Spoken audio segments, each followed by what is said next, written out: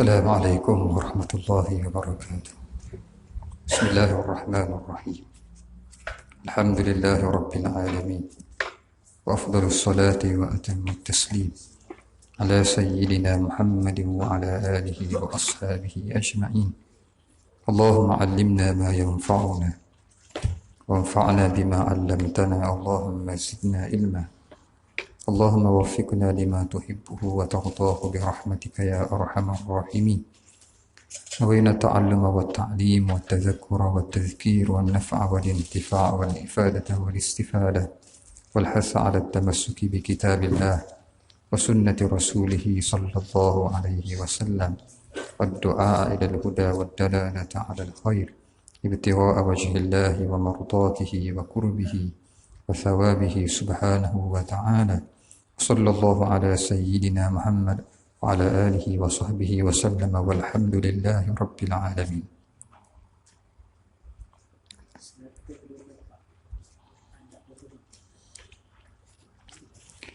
Surat 124, adab yang ke-23 daripada kitab Min Adabil Islam, karangan Al-Allamatu Asy-Syaikh Abdul Fattah Abu Ghuddah rahimahullahu ta'ala.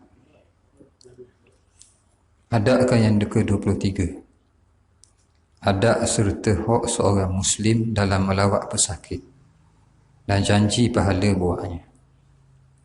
Antara hak saudara semuslim, apabila dia sakit, hendaklah kamu menziarahinya. Pada amalan ziarah tersebut akan dapat mengukuhkan serta menyuburkan lagi pohon ukhuwah dan hubungan yang terbina atas dasar Islam. Selain itu, amalan demikian juga tersimpan padanya pahala yang besar buatmu. Orang yang benar-benar berkeinginan untuk menambahkan pahala, sesekali tidak akan mensia-siakannya. Sabda Rasulullah sallallahu alaihi wasallam, "Innal muslima idza 'ada akhahu al-muslima lam yazal fi khurfatil jannati hatta yarji." Qila ya Rasulullah, wa ma khurfatul jannah? Qala janaha. Rawahu Muslimun wa ghairuhu. Sesungguhnya seseorang Muslim itu, apabila dia menziarahi saudara semuslimnya, dia sentiasa dalam keadaan seperti memetik buah-buahan dalam kebun syurga sehinggalah dia pulang. Seorang bertanya, "Wahai Rasulullah, apakah itu khurfatul jannah?" Baginda sallallahu alaihi wasallam menjawab, memetik buah-buahan. Hadis riwayat al-Imam Muslim dan selainnya. Waqala aidan man 'ada maridan lam yazal yakhudu fi rahmati hatta yajlis fa idza jalasa tamasa fiha. Rawahu al-Imam Ahmad wa Ibn Hibban fi sahihihi. Baginda sallallahu alaihi wasallam tu bersabda, sesiapa yang pergi menziarahi orang sakit, dia dalam keadaan sedang bergerak masuk ke dalam lautan rahmat Allah, sehinggalah dia duduk di sisi pesakit. Apabila dia duduk sahaja, dia telah tenggelam di dalamnya, yakni dalam rahmat Allah. Hadis ini kedua-duanya menceritakan tentang kelebihan kita ziarah orang sakit. Duduk ziarah orang sakit ni macam kita duduk dalam rahmat Allah Ta'ala.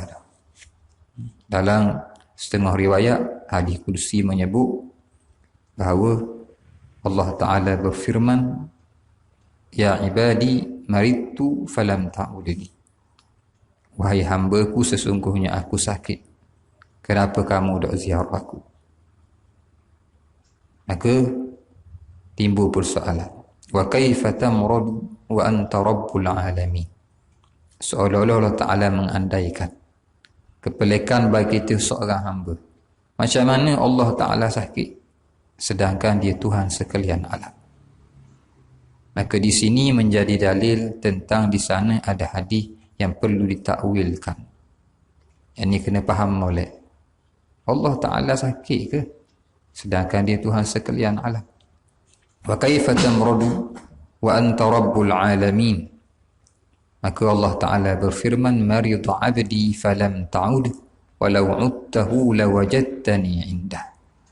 Sesungguhnya hamba-Ku sakit, tetapi kamu tidak datang ziarahnya.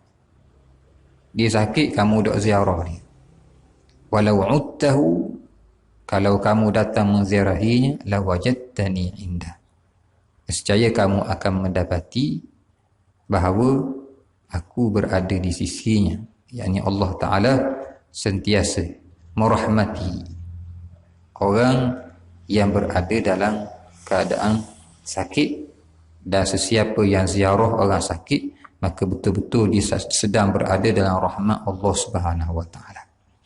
Maka ni istimewa kita ziarah bila ada orang sakit.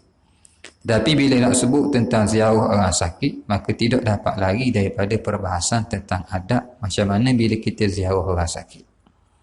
Maka dibahaskan pada adab yang ke-24, adab Muslim ketika lawat pesakit. Ini perbahasan tentang tempoh waktu ziarah. Bila kamu ziarah orang sakit, jangan terlupa bahawasanya ketika ziarahinya terdapat adab-adab yang dituntut daripada orang yang menziarahinya. Ini bila kita ziarah orang sakit, ada adab dia yang perlu kita raikan bila kita ziarah orang sakit. Sehinggalah ziarah tersebut memberi kesegaran baginya. Biar dia orang mari ziarah, dia rasa segar badan. Allah ada orang mari ziarah. Jangan sampai bila kita ziarah, dia rasa kehodok. Biarlah ziarah itu menaikkan kembali semangat dalamannya, dapat mengurangkan rasa sakit yang ditanggungnya, menambahkan kesabarannya serta harapannya untuk memperolehi pahala di sisinya. Sepatutnya bagi orang yang melawat pesakit, tidak sesekali memanjangkan waktu duduk di sisinya. Jangan lama sangat kita ziarah orang sakit. Kerana bagi pesakit itu terdapat keadaan-keadaan sakit yang khusus, yang tidak mengizinkan untuk seseorang duduk lama di sisinya. Melawat pesakit ini ibaratnya seperti tempoh duduknya khatib. Boleh jadi orang sakit ni ada rasa tak selesa bila dia sakit. Yang bila orang ada, dia rasa segang untuk dia gerak, untuk dia menunjukkan sakit dia, yang menyebabkan sakit dia semakin kuat bila kita ziarah dia lama. Maka melawat pesakit ini ibaratnya seperti tempoh duduknya khatib, yakni masanya. Yang mereka maksudkan dengannya itu ialah duduknya khatib pada hari Jumaat antara dua khutbah, pada sudut pendeknya serta sekejapnya, yakni sekejap aja ziarah orang sakit. Sesungguhnya pernah juga diungkapkan pada adab ini satu syair, adabul iyadati an takuna musalliman wa takuna fi athari salami muwaddi'a. Adab ziarah pesakit itu ibaratnya bahawa kamu beri salam, pergi jumpa bagi salam. Lepas tu dah selesai sahaja kamu memberi salam, kamu terus mengucapkan salam perpisahan. Yang ni duduk sekejap sangat. Ibaratnya kita baru je salam, duduk sekejap semetor, minta izin nak balik. Itulah ibarat sekejapnya ziarah orang sakit. Diungkapkan juga husnul iyadati yawmun baina yawmaini wa kun qalilan kamithli lahzi bil aini la tubrimanna alilan fi musa'alatin yakfika min dhaka tas'aluhu biharfain. Sebaik-baik ziarah pesakit itu berselang antara 2 hari, dan duduklah sekejap sahaja seperti cepatnya kerdipan mata. Jangan sesekali menghujani orang sakit dengan pelbagai pertanyaan. Cukuplah bagimu daripada itu kamu bertanyakannya dengan 2 kalimah saja. Jangan cakap banyak, jangan tanya banyak. Tanya banyak, tanya 2 patah saja. Mana tanya 2 patah? Dimaksudkan dengan 2 kalimah itu ialah ucapan orang yang datang melawat sakit dengan 2 patah. Yang pertama, kerana keadaan satu. Yang kedua, doa kita. Mudah-mudahan kamu diberi kesembuhan oleh Allah. Itulah ibaratnya, ibarat saja. Bukan maksudnya kena cakap 2 patah sungguh, dah. Tapi nama ayatnya ialah macam mana kita mengurangkan percakapan. Jangan sampai kita ganggu pesakit. Berkata Al-Hafiz Al-Imam Ibn Abdul Bar pada akhir kitab beliau Al-Kafi, pada membicarakan fiqh mazhab Maliki. Sesiapa yang menziarahi orang sihat atau melawat orang sakit, maka hendaklah dia duduk sebagaimana tuan rumah menyuruhnya. Sesungguhnya seseorang itu lebih mengetahui tentang aurat rumahnya. Melawat pesakit itu hukumnya sunnah muakkad. Seafdal-afdal tempoh waktu melawat pesakit itu ialah yang paling sekejap, dan dia tidak sesekali memanjangkan waktu keberadaannya di sisi pesakit, melainkan pesakit itu merupakan kawan, tempat dia merasa tenang dengannya, dan dia suka keberadaan pelawak itu lebih lama di sisinya. Berakhir kalam beliau dalam kitab Al-Jami'. Dengan makna kalau kita ni tuan rumah suka, kita orang sakit suka, kita duduk lama dengan dia. Kalau dia ada dengan kita, kita ada dengan dia, dia rasa tenang, dia boleh melupakan sakit dia, maka ketika itulah barulah kita duduk lama. Tapi secara asasnya umumnya kita ziarah orang sakit ni sekejap. Kecuali sakit atas tilu, jangan balik lagi. Seorang je rasa kalau tak ada orang duduk dengan kita. Tu lain. Itu permintaan daripada pesakit sendiri, suruh kita duduk lama dengan dia. Adat yang ke-25. Adat ketika ziarah, macam mana cara pemakaian, jaga kebersihan, macam mana cara cakap. Sepatutnya pelawat orang sakit itu pakaiannya suci, baunya harum, dan kebersihannya baik terjaga, supaya tenang jiwa pesakit serta bertambah baik kesihatan. Gizi orang sakit ni kena jaga pakaian kena bersih, bau kena wangi, kebersihan kena jaga, kena semuanya. Sebab semua tu akan bagi ketenangan kepada pesakit. Tidak elok bahawasanya dia masuk melawatnya dengan pakaian-pakaian cantik yang dipakai pada hari kegembiraan dan perayaan. Pakai baju hok nak pergi, kita sebut majlis-majlis, pakai baju comel-comel ziarah orang sakit, maka itu tak sesuai. Sebagaimana tidak elok juga dia dalam keadaan memakai wangian yang kuat baunya. Jangan pergi bau kuat sangat, walaupun wangi, tapi orang sakit dia tak tahan bau. Pemakaian sebegitu akan menimbulkan kegelisahan buat pesakit, serta menyakitinya kerana dia tidak mampu menanggung bau tersebut. Dia tak mampu tanggung. Orang sakit pun sangat, dan ketahanan badannya agak lemah. Orang sakit begitulah keadaannya. Sepatutnya bagi pelawak itu, dia tidak memberitahu pesakit atau tidak menceritakan sesuatu yang mendukacitakannya, seperti berita kerugian berkaitan perniagaan yang dia mempunyai jasa padanya, maupun bahagian daripadanya, serta dia ada kaitan dalam perniagaan. Yang mana tak kira lah. Jangan cerita pasal benda-benda hak buat dia sakit kepala. Ada kan mau masuk niaga tu kan, waktu rugi besar dalam ni, maka menyebabkan dia mari sakit kepala. Sakit dia akan jadi bertambah, serabut dia. Sepatutnya juga dia tidak menyebutkan perihal kematian, berita buruk kepada pesakit, atau seumpamanya daripada perkara yang mengeruhkan lagi keadaan pesakit, menimbulkan kesedihannya, atau memberikan kesan buruk kepada kesihatan maupun perasaan. Janganlah cerita ada orang ingat ada orang sakit macam mati dah dia ni, menyebabkan dia dengar peluk Allah giliran. Tidak sepatutnya bagi orang yang datang melawat pesakit cuba untuk mengambil tahu tentang penyakit bagi pesakit, seperti seseorang yang sedang membuat kajian tentangnya, kerana kajian sedemikian yang datang daripada seorang pelawak tidak akan memberi manfaat kepada pesakit, melainkan dia adalah seorang doktor yang mempunyai kepakaran dengan penyakitnya. Ini adat kita. Bila kita tanya sakit, tanya sekadar saja. Sakit benda sekian masalah. Tapi jangan tanya banyak. Dah sakit tu rasa guna macam-macam. Dia selidik belakang. Macam dia doktor yang nak tahu sakit benda pesakit yang dia nak berubat pesakit tu. Maka kita orang mari ziarah orang sakit, jangan awak super doktor tanya soalan. Cukup tahu sakit benda, dia sakit darah tinggal sikit, tak apalah, mudah-mudahan sembuh. Nak cerita banyak pun tak reti juga. Maka gitu caranya.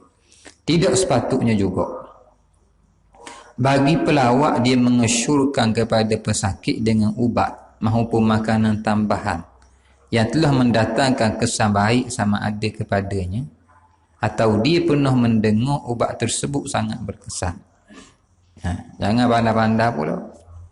Ni macam-macam ubat dia tahu. Ubat ni bagus, ubat ni bagus, ubat ni bagus. Padahal kawan tu atas meja dia berubat-ubat. Berubat-ubat. Diperingatkan sedemikian rupa kerana sesungguhnya berkemungkinan perkara tersebut akan membawa pesakit dengan kejahilan dan keperitan sakit yang ditanggungnya itu untuk menggunakannya. Orang sakit ni tahu ubat pun dia makan belaka. Dia dengar ubat ni baik dia telan, dia dengar ubat ni baik dia telan. Orang ni mari royak dia telan pula. Akhirnya dia tak tahu dia makan ubat dia segala ubat. Dia nak baik ke mana? Dia makan belaka ubat. Lalu perkara tersebut memberi mudarat kepadanya dan merosakkan kerja doktor. Dia ganggu kerja doktor yang sedang merawatnya. Boleh jadi hal demikian menjadi sebab matinya pesakit tersebut. Tebang sangat, wiwi ni akhirnya mati tu sakit. Maka kena hormat kerja doktor juga, kena hormat pesakit juga. Maka kena faham ni adab.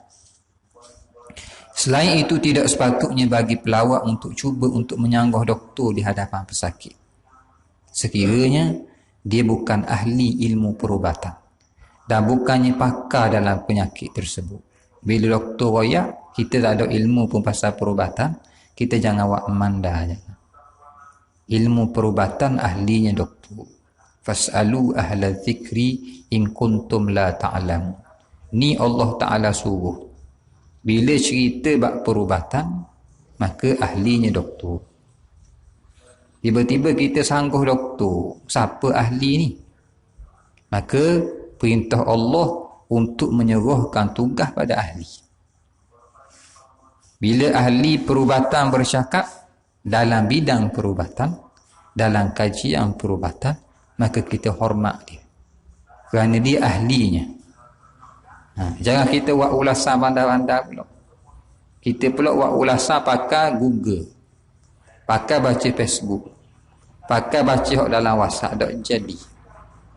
Dia mesti ulasan yang berkaitan dengan ilmu perubatan, yang mengulahnya adalah ahli perubatan. Kalau dok, kita ni hakikatnya dok dengar Allah Ta'ala royak. Ta'ala kata fas'alu ahla dzikri in kuntum la ta'lam.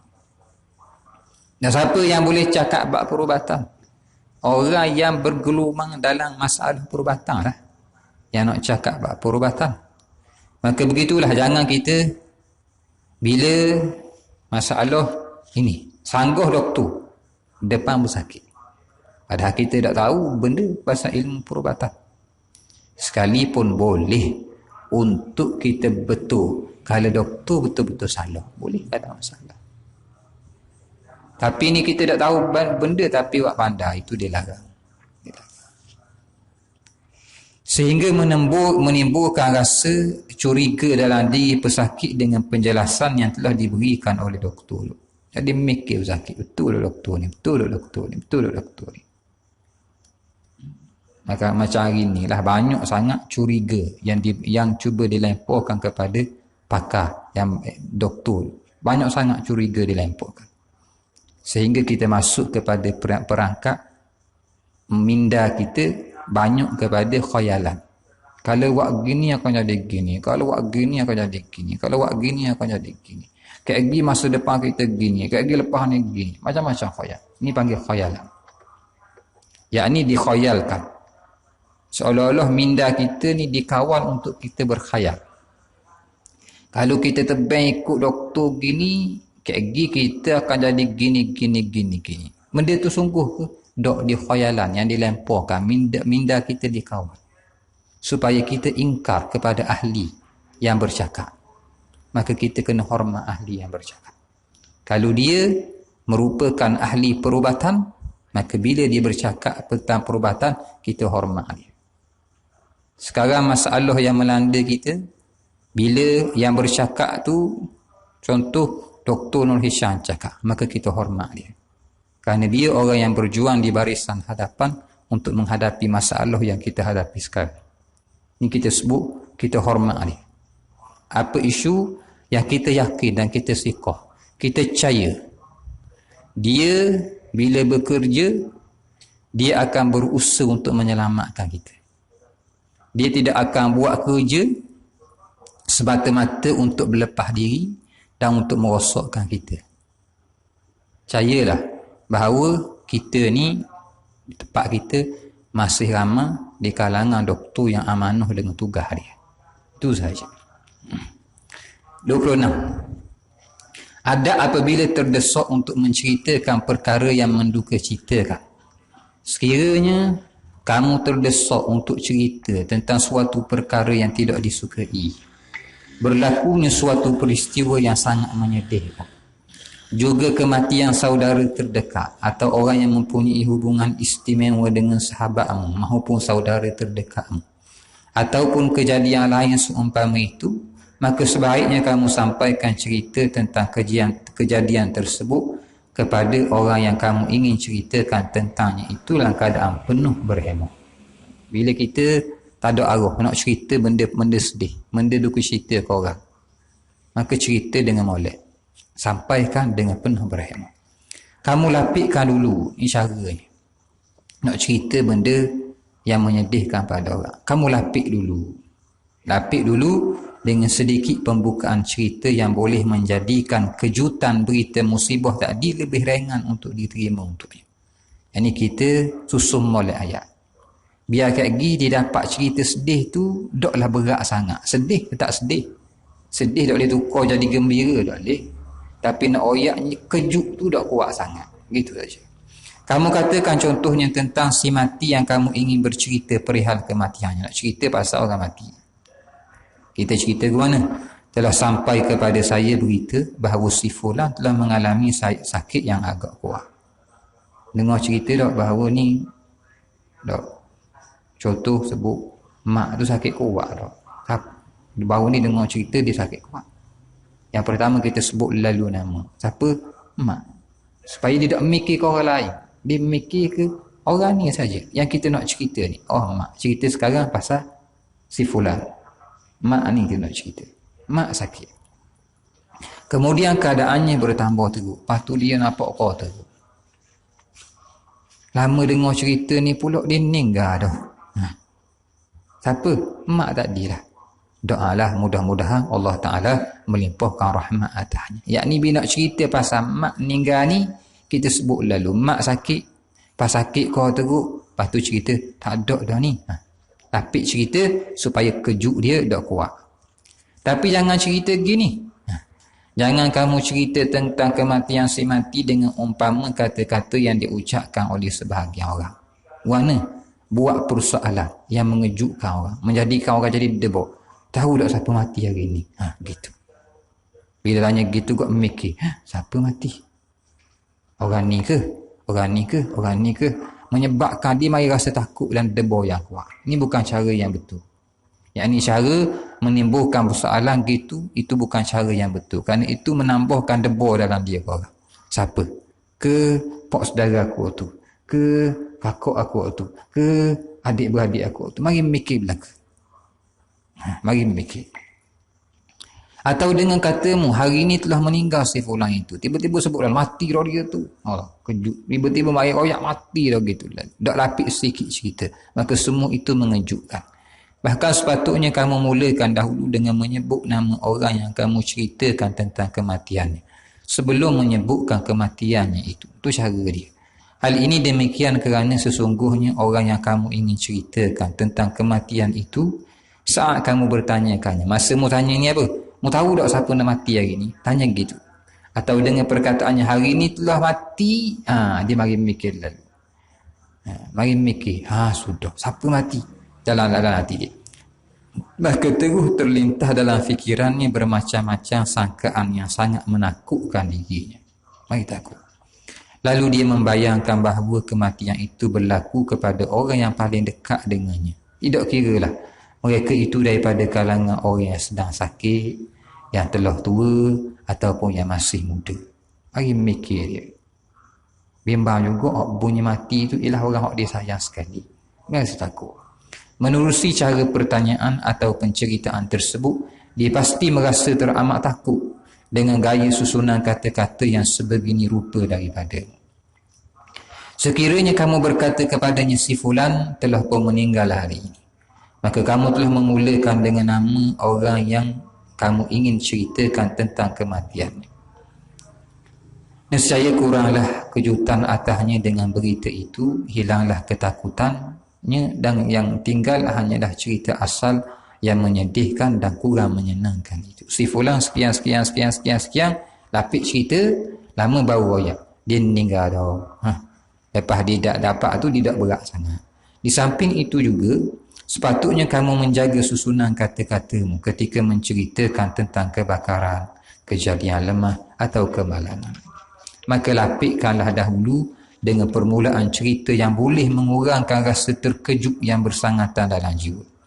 Sebutkanlah juga nama orang yang ditimpa musibah dengan penuh berhemah dan lembut. Jangan kamu membingitkan telinga teman, saudara terdekatmu atau orang yang duduk bersamamu dengan menceritakan perkhabaran sedih itulah keadaan mencemaskan. Jangan cerita pun cemas dah. Mari cerita tu dalam keadaan rasa cemas. Kerana sesungguhnya hati sesetengah orang lemah untuk menanggungnya. Mari cerita cemas gitu, orang mari rasa nak pesang dah. Kemungkinan dia akan merasa sakit dan tertekan jiwanya dengan cerita sedih itu, dengan kesakitan yang bersangatan. Kemungkinan juga boleh menyesokkan dada sebahagian individu dengan berita sedemikian, atau boleh menyebabkannya jatuh lensak.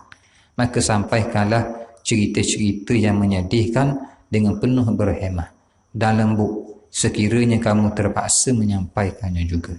Pilihlah masa yang sesuai untuk menyampaikannya seandainya di sana ada sebab yang mendorong disampaikan juga berita tersebut. Jangan beritahunya dengan hal sedemikian itu semasa dia sedang makan, sebelum tidur, waktu dia sedang sakit, ketika dalam kemarahan atau seumpamanya, daripada pelbagai keadaan yang tidak bersesuaian. Maka kebijaksanaan dan kepintaran pada tempat ini merupakan sebaik-baik sifat yang kamu hiaskan dirimu dengannya. Mudah-mudahan Allah sentiasa membantumu dan memelihara. Ini cerita tentang adab bila kita nak cerita benda yang mencemaskan. Adab yang ke-27. Adab serta hak dalam mengucapkan takziah. Ini perbahasan tentang takziah. Apabila mana-mana keluarga terdekatmu maupun insan yang kamu sayangi lagi istimewa bagimu ditimpa dengan kematian salah seorang daripada ahli keluarganya, seseorang yang dia bergantung dengannya atau yang dia sayanginya, maka jangan kamu lupa mengucapkan takziah dengan musibah yang menimpanya dan jangan lambat mengucapkannya. Bila ada kematian, ada musibah, cepat-cepat ucap takziah. Tunjukkan kepadanya bahawa kamu turut berkongsi rasa kedukaan dan kesedihannya itu, kerana bahawasanya demikian itu termasuk daripada hak dalam hubungan kekeluargaan, hak dalam hubungan persahabatan, hak yang dituntut dalam hubungan sesama Islam. Bila orang yang mati, maka cepat-cepat, oh ya Allah, minta sabar deh, minta Allah Ta'ala cucur rahmat. Itu maksud takziah. Bukan mari ayat takziah deh, bukan begitu. Takziah deh, dalam dia takziah deh. Ini ucap dengan ucapan yang menenangkan jiwa dia. Biar dia mari rasa ringan sikit musibah yang menimpa dia. Mari royak suruh dia sabar, doa dia dengan kebaikan. Nanti akan diajar kepada kita macam mana cara kita nak ucap takziah. Bukan semata-mata jumpa orang takziah deh, bukan gitu semata-mata. Sekiranya kamu mampu iring jenazah ke tempat kediamannya yang akhir, yakni ke tanah perkuburan, maka lakukanlah. Boleh pergi atas kubur, maka lakukanlah, kerana sesungguhnya dengan perbuatan tersebut kamu akan memperolehi pahala yang sangat besar, mendapat peringatan yang jenihnya diam, tidak berbicara, namun sangat membekas dalam jiwa. Ziarah kubur ni dia macam pentazkirah yang senyap dok cakap, tapi memberi bekah yang sangat kuat dan memberi kamu satu pengajaran yang mengenal kamu serta mengingat kamu dengan tempat kembali yang pasti bagi setiap makhluk. Bukankah kita ingat bila kita atau orang kubur, kita ingat kita balik sini juga lagi. Wa kanat fi hayatika li izatun fa anta al-yawma aw'adhu minka hayya. Kamu adalah pada hidupmu bagiku penuh dengan nasihat. Dulu masa hidup banyak nasihat boleh, tapi hari ini pada hari kematianmu ini, kamu hari ini menjadi nasihat yang lebih membekas daripada dirimu yang masih hidup. Dengan makna masa mati ini lebih kuat lagi bekas dia bagi nasihat pada kita. Ini memperingatkan kita tentang kematian. Sabda Sayyiduna Rasulullah, hakul muslimi alal muslimi khamsun, raddus salami wa iyadatul maridi wa ittiba'ul janaizi, rawahul Bukhari wa Muslim. Hak seorang muslim atas muslim yang lain tu ada di Mekah. Bila orang bagi salam, dia jawab. Bila orang sakit, dia ziarah. Kemudian hantar ke perkuburan. Maka ini antara hoknya daripada 5. Hadis riwayat Bukhari dan Muslim. Dalam hadis setengah hadis lain, udul marudha wattaba'ul janaiza tudzakirukumul akhirah. Ziarahlah orang sakit. Kemudian iringilah jenazah sehingga ke perkuburan. Nescaya akan mengingatkan kamu kepada hari akhirat. Al-Imam Ahmad meriwayatkan.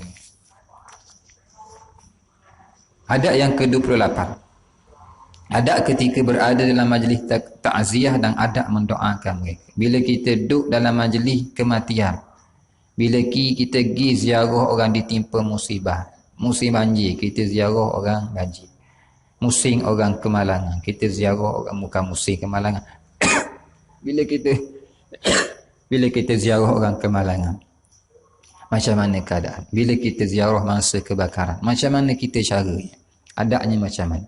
Ketika takziahmu serta ucapan belasungkawa, yakni menunjukkan rasa duka citamu, buat saudaramu, sanak saudaramu atau salah seorang daripada kenalanmu dengan musibah yang menimpanya, disunatkan untuk kamu berdoa kepada saudaramu yang telah meninggal dunia itu seumpama doa yang dipanjatkan oleh Rasulullah sallallahu alaihi wasallam untuk Sayyiduna Abu Salamah radhiyallahu anhu ketika kematian, dan seperti mana takziah yang diucapkan oleh baginda dengannya buat keluarganya.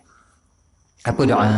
Allahumma ighfir li Abi Salamah warfa' darajatahu fil mahdiyyin wa khulufhu fi 'aqibihi fil ghabirin ay kullahu khalifatan fi dhurriyyatihi al-baqin min usrati waghfir lana wa lahu ya rabbal alamin wafsah lahu fi qabrihi wa nawwir lahu fihi, rawahu Muslim.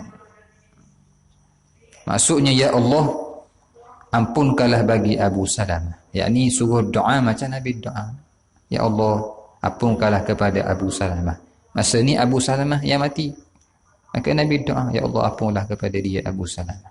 Ya Allah, angkatlah darjat dia Abu Salamah dalam kalangan orang yang mendapat petunjuk. Ya Allah, gantikan dalam kalangan anak-anaknya orang yang boleh ganti tugas dia, yang menyaga keluarganya.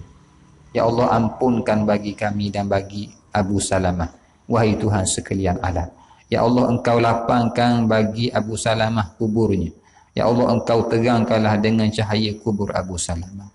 Hadis riwayat Al-Imam Muslim. Ni doa Nabi kepada Abu Salamah bila Abu Salamah meninggal. Maka begitulah diajar kepada kita, bila orang meninggal, doalah macam mana Nabi doa kepada Abu Salamah. Doa baik-baik kepada si mati. Sebaik-baiknya perbualanmu dengan orang yang kamu ucapkan takziah itu adalah yang berkait dengan sesuatu yang boleh meringankan bebanan musibah yang menimpa. Ini bila kita cakap dengan keluarga si mati ataupun orang yang ditimpa musibah, kita guna bahasa yang boleh menyebabkan dia rasa tenang.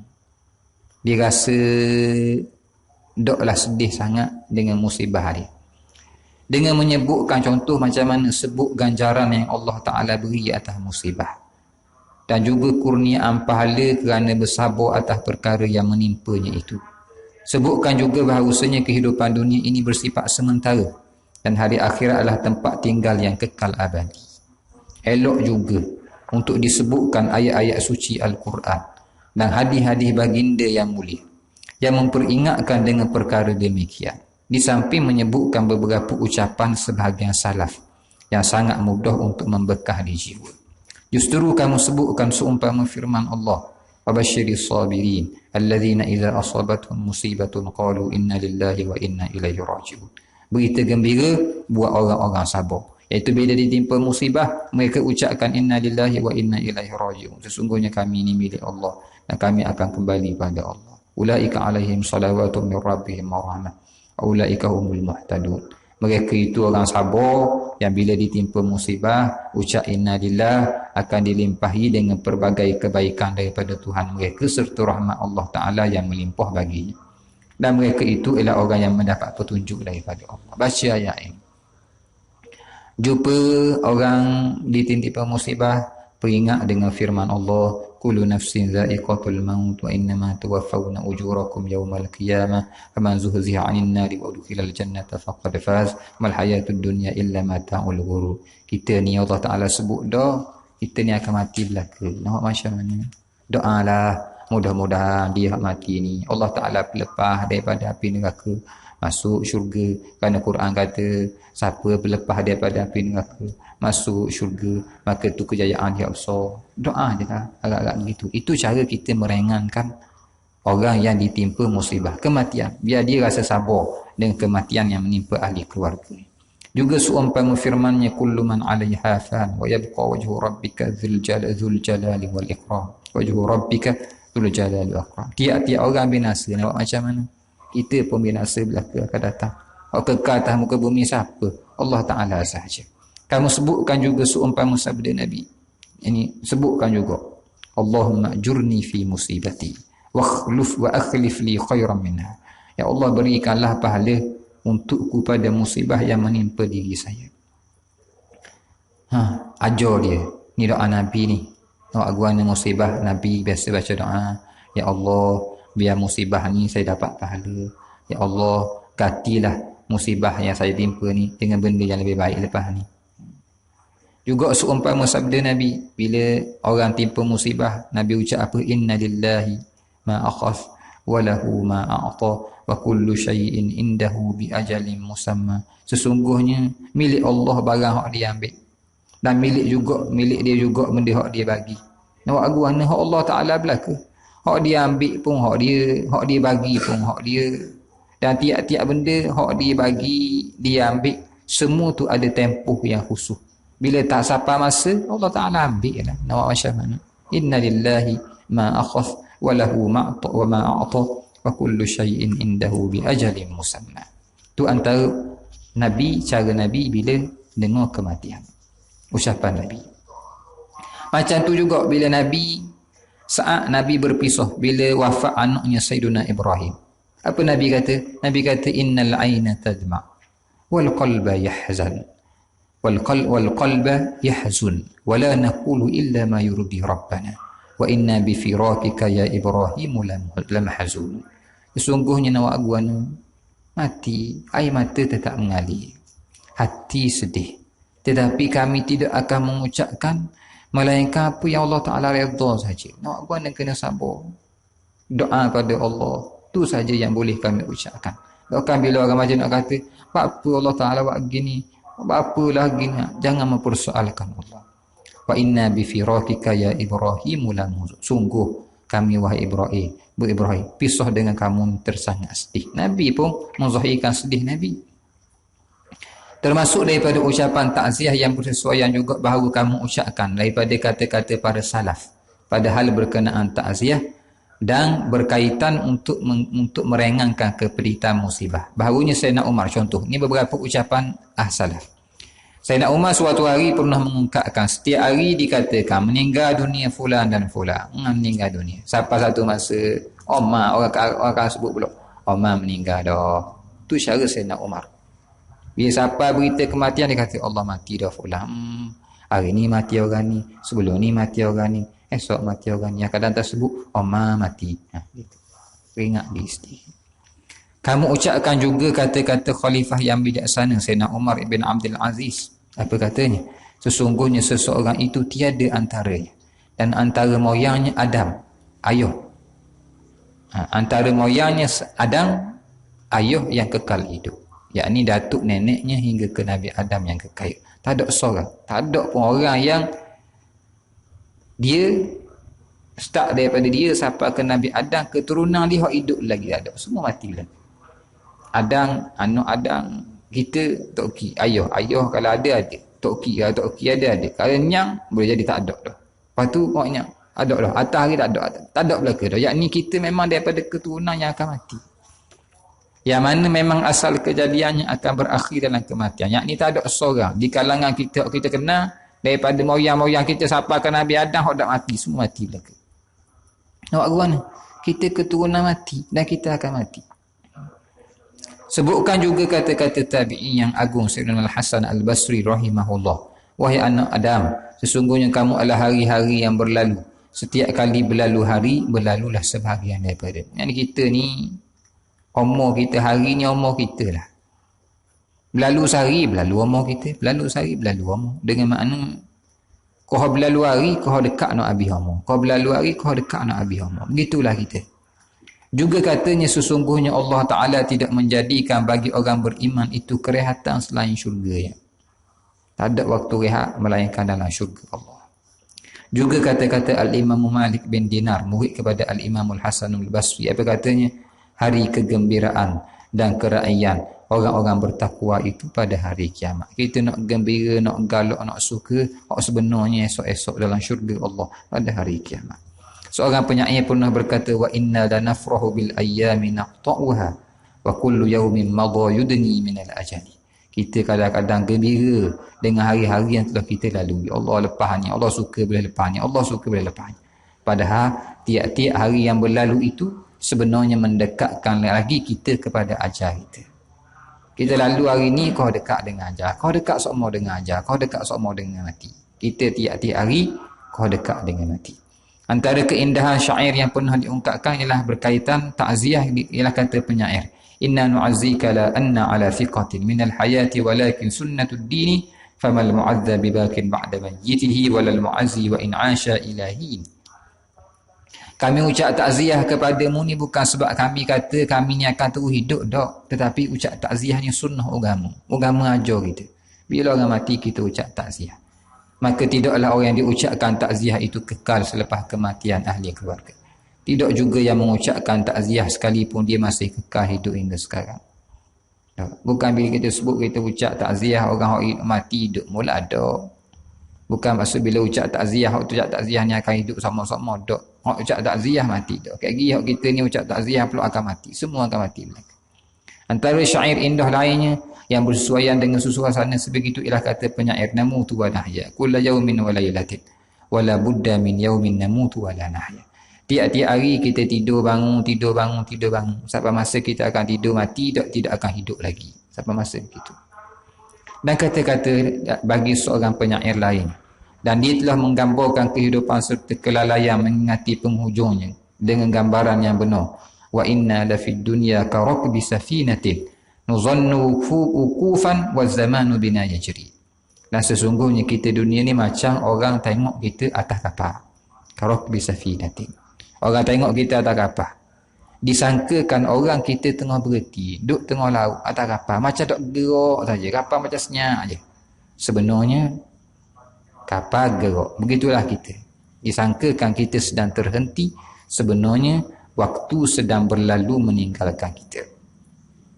Faktor yang mendorongku menyebutkan kata-kata mulia daripada ayat Al-Quran, hadis dan ucapan-ucapan selepasnya itu yang sesuai untuk menjadikannya sebagai ucapan ketika pencapaian takziah adalah cerita apa ni? Yang ni banyak benar aja cara nak ucap takziah haguan. Yang ni bukan sekadar takziah deh, bukan gitu ceritanya. Tapi ceritanya macam mana kita mengucapkan perkataan-perkataan yang menyedarkan dia dan menyedarkan kita, supaya kita rasa ringan dan dia rasa ringan dengan musibah, supaya musibah yang menimpa itu beri pengajaran kepada dia dan beri pengajaran kepada kita. Maka dia ajar banyak ucapan. Apa begitu?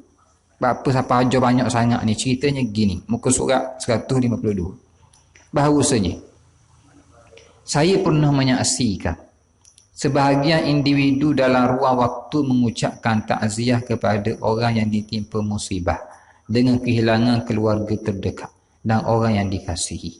Dia pergi majlis takziah, yakni dia pergi majlis orang mati. Orang duk siap jenazah atas, tapi tengok dia buat benda bawah. Padahal dia pergi ziarah orang mati. Tapi dia buat benda bawah tengok. Ketika waktu ni dia buat apa? Mereka saling bersembang dengan percakapan-percakapan yang terkeluar daripada situasi yang sedang dialami oleh penerima takziah yang hatinya masih diselubungi kesedihan. Cakap benda karut-karut. Cakap benda hendak kait langsung dengan kematian. Kadang-kadang sembang macam-macam, orang tengah urus mayat atas, dia galak bawah. Ni orang panggil orang yang tak ada adab, kurang ajar. Ni majlis, bukan majlis nak galak. Ni majlis kesedihan. Ya. Dah lah galak. Air semayang tak ada. Tanya orang semayang jenazah dok naik sarang. Bawah galak. Ni orang kurang ajar. Orang tak ada adab. Orang tak ada adab. Iaitu daripada percakapan-percakapan yang tidak mampu ditanggung dan tidak disukai oleh jiwa yang sedang bersedia. Kadang-kadang cakap tu kalau ahli keluarga dengar, ahli keluarga akan marah. Ini bersalahan dengan penghayatan sebenar terhadap tuntutan syariat dan berlawanan dengan adab-adab dalam Islam.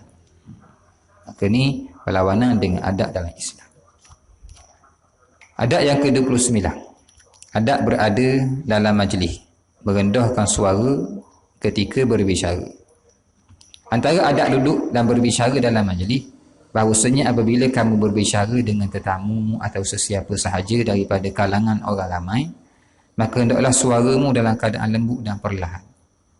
Bila cakap, maka cakap lembut. Hendaklah juga tahap kuatnya suaramu ketika berbicara itu mengikut kadar keperluan. Kerana sesungguhnya meninggikan suara yang melebihi keperluan itu mengurangkan adab orang yang berbicara.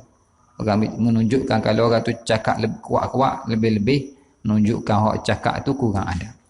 Serta menunjukkan sikap kurang hormatnya kepada orang yang sedang berbicara dengannya. Macam kita tak hormat ala orang kita cakap.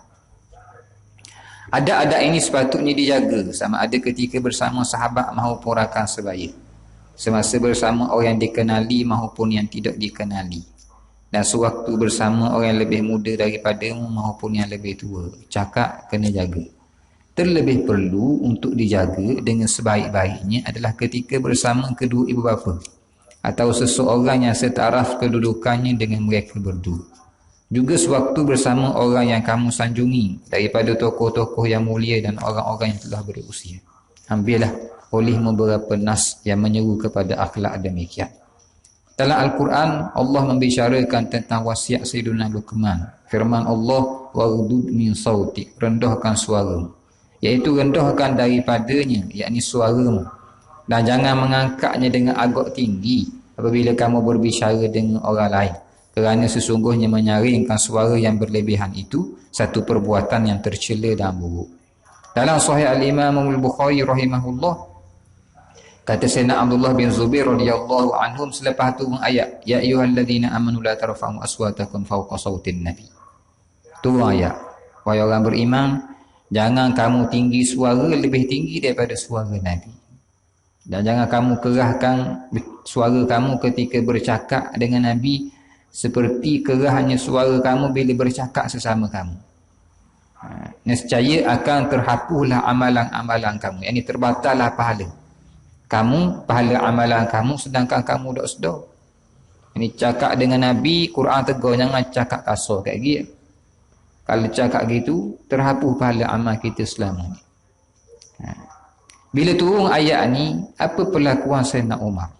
Bila turun ayat ni saja, apabila Sayyidina Umar ini cakap dengan Nabi SAW, Sayyidina Umar cakap seperti cakap orang yang berrahsia, iaitu seperti orang yang berbisik, yang bercakap dengan suatu rahsia. Yang ni cakap dengan Nabi Sayyidina Umar macam cakap rahsia, bisik, macam orang bisik mana sosek. Baginda tidak dapat mendengarnya sehinggalah baginda meminta beliau menjelaskannya semula untuk memahaminya. Nabi sendiri tak boleh dengar molek. Tapi Nabi minta kita kuat sikit Umar, tak apa nak faham mana ni, macam gitu. Beliau merendahkan suaranya dan beliau terlalu memperlahankannya sehingga perlu meminta beliau, sehingga Nabi perlu meminta beliau mengulanginya semula untuk memahami sebahagian daripada kata-katanya. Apa kena mitok bang, ulang balik tak pun nak dengar mana. Itu beradabnya Sayyidina Umar bila bercakap dengan Rasulullah. Al-Hafidz Zahabi rahimahullah pernah menceritakan dalam riwayat hidup Al-Imam Muhammad bin Sirin rahimahullah, salah seorang daripada tabi'in, imam-imam agung dan termasuk daripada salah seorang fuqaha, dari berkata Bakar bin Muhammad daripada Abdullah bin Aun, sesungguhnya Muhammad bin Sirin ni Muhammad bin Sirin adalah beliau apabila berada di sisi ibunya. Muhammad ibn Sirin ni bila duduk dengan mak dia, sekiranya seseorang yang tidak mengenalinya melihatnya saja, dia akan menyangka bahawasanya beliau itu sakit. Tengok Muhammad ibn Sirin cakap mak dia ni macam dia orang sakit, tak boleh cakap, slow sangat. Kenapa? Kerana betapa perlahannya suaranya ketika berada di sisi ibunya. Masa duduk dengan mak dia cakap slow sangat. Kalau orang tengok macam dia ni sakit, tak boleh cakap kuat. Tu Muhammad ibn Sirin beradab dengan mak dia, tak cakap kuat. Al-Hafidz Zahabi rahimahullah turut menceritakan dalam riwayat hidup Abdullah bin Aun al-Basri, ni anak murid pula. Tadi cerita tok guru, ni cerita anak murid. Apa keadaan anak murid dia ni? Bahawasanya ibunya pernah memanggilnya.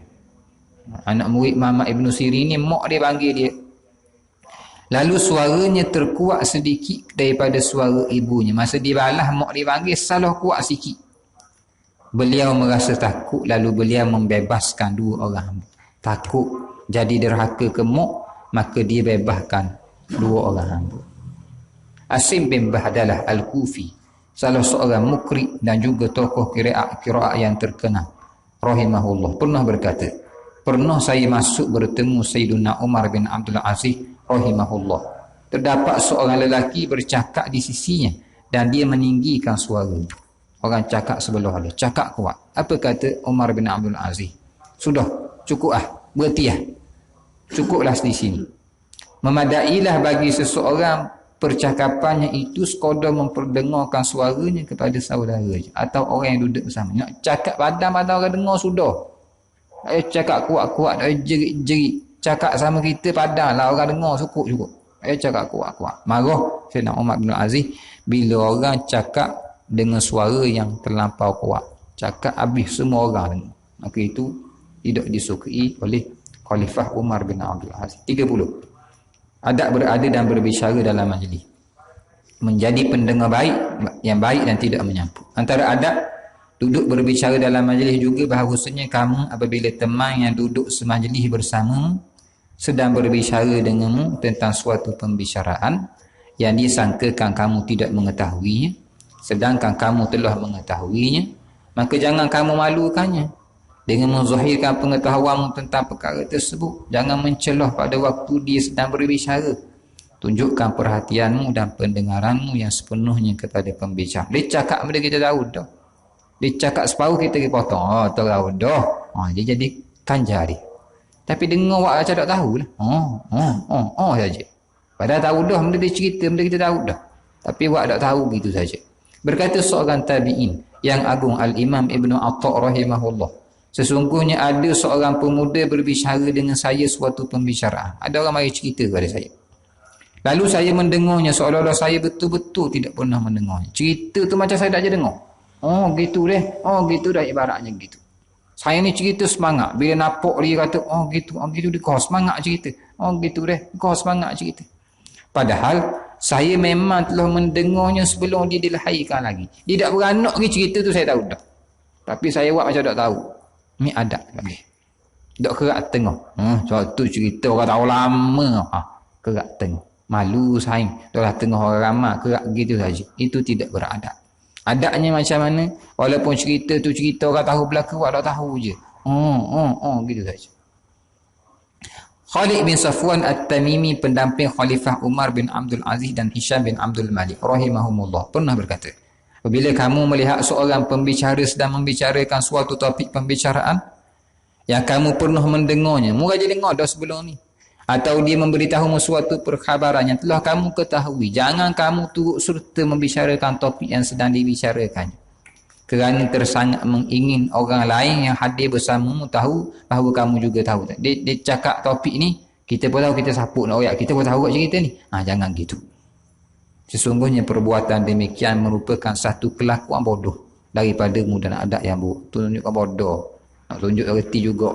Bukan pandai tu bodoh. Tu kelakuan tu akhlak dok syamih je lagi. Al-Imamul Jalil Abdullah bin Wahab Al-Qurashi Al-Misri, murid kepada beberapa tokoh, iaitu murid kepada Al-Imam Malik, Al-Imam Laits bin Sa'd, Al-Imam Tsauri dan selain mereka rahimahullah pernah berkata, sesungguhnya saya pernah mendengar daripada seorang lelaki satu pembicaraan yang saya pernah mendengarnya sebelum ayah dan ibunya bersamanya lagi. Dengan makna cerita dia cerita tu, aku dengar mak ayah dia dak nikah lagi. Dia lagi tak ada, mak ayah dia pun dak nikah lagi. Yang dimaksudkannya ialah dia telah mengetahuinya sebelum kelahirannya dan kewujudannya. Lalu saya diam mendengarnya seolah-olah saya memang tidak pernah mendengarnya. Dengar molek, dengar je, tak patah apa-apa. Dengar sungguh-sungguh. Macam tak aja dengar. Padahal cerita lama dah. Ibrahim bin Al-Junaid pernah berkata Hakim kepada anaknya, pelajarilah olehmu cara mendengar yang baik, sebagaimana kamu mempelajari cara berbicara yang baik. Belajar cara dengar hak molek sebagaimana belajar cara cakap hak molek. Sesungguhnya mendengar dengan baik itu ialah kamu membiarkan orang yang sedang bercakap itu sehinggalah dia menyudahkan percakapannya. Kita lock dia cakap sampai dia sudah cakap. Kamu menghadapnya dengan muka serta matamu memandang kepadanya, dan kamu tidak ikut serta dalam percakapannya dengan mencelah dan bercakap perkara yang sama dengannya. Jangan nyapuk, jangan celah, jangan cakap suka dengan dia cakap pada perkara yang telah kamu ketahui. Walaupun mu tahu dah, wak senyap wak dah tahu saja, macam mu dah tahu. Al-Hafiz Al-Khatibul Baghdadi pernah mengalunkan satu syair pada perbahasan ini, wala tusyarik fil hadisi ahlahu wa in arafta far'ahu wa aslahu. Jangan kamu turut serta dalam percakapan orang yang sedang bercakap, sekalipun kamu tahu belaka cerita dulu, cerita asal usul cerita, cabang-cabang cerita hak kait dengan cerita mu tahu belaka, wak senyak saja, wak tak tahu saja. Wala tusyarik fil hadisi ahlahu wa in arafta far'ahu wa aslahu. Kita berhenti sini, insya-Allah kita sambung akan datang pada adab yang ke-18 insya-Allah. Akan datang kita sambung adab 18 muka surat 82 yang kita tinggal insya-Allah. Sallallahu wasallam wa baraka ala sayyidina Muhammad wa ala alihi wa sahbihi wa sallama walhamdulillahi rabbil alamin.